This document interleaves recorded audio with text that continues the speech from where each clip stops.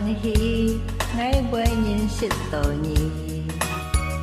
an phần hi ngay với ca nhi khiông hà lý ngay yang nhìn sự tội nhì ngày chỉ to dữ gì gì ngày cam con nhị ti anh xéo đi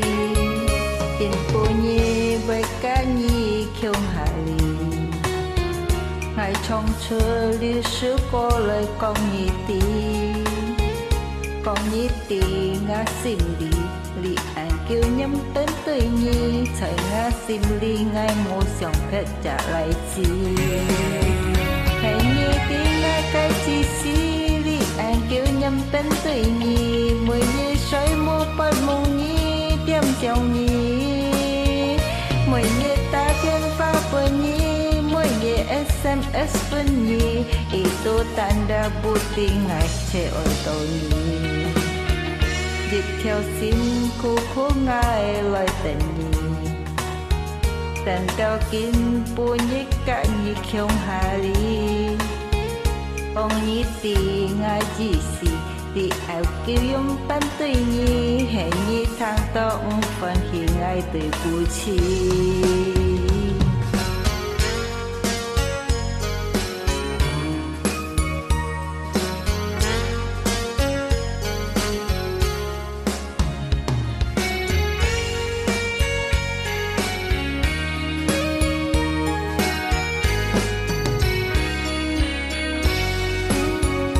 in punya berkanyi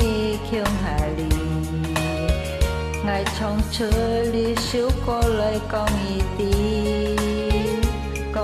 ti ngã sim đi ti kêu nhắm tên tươi nhi chạy ngã sim đi ngay một dòng phép trả lại chi hay nhị ti ngã cái gì xí đi anh kêu nhắm tên tươi nhi mười nhi say mua bờ mông nhi tiêm xèo nhi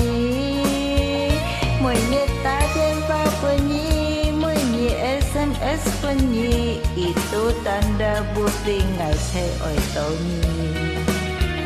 dịch theo sim khu ngai loi tên nyi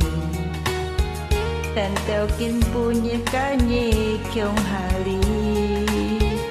con nhi tì ngai gì xì tì anh kêu nhắm tên tươi nhi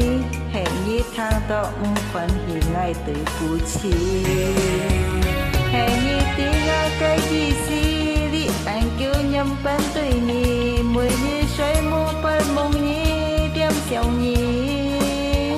mười nhi ta thiên pha bờ nhi mười nhi SMS pun nyi itu tanda bukti ngai oi tau nyi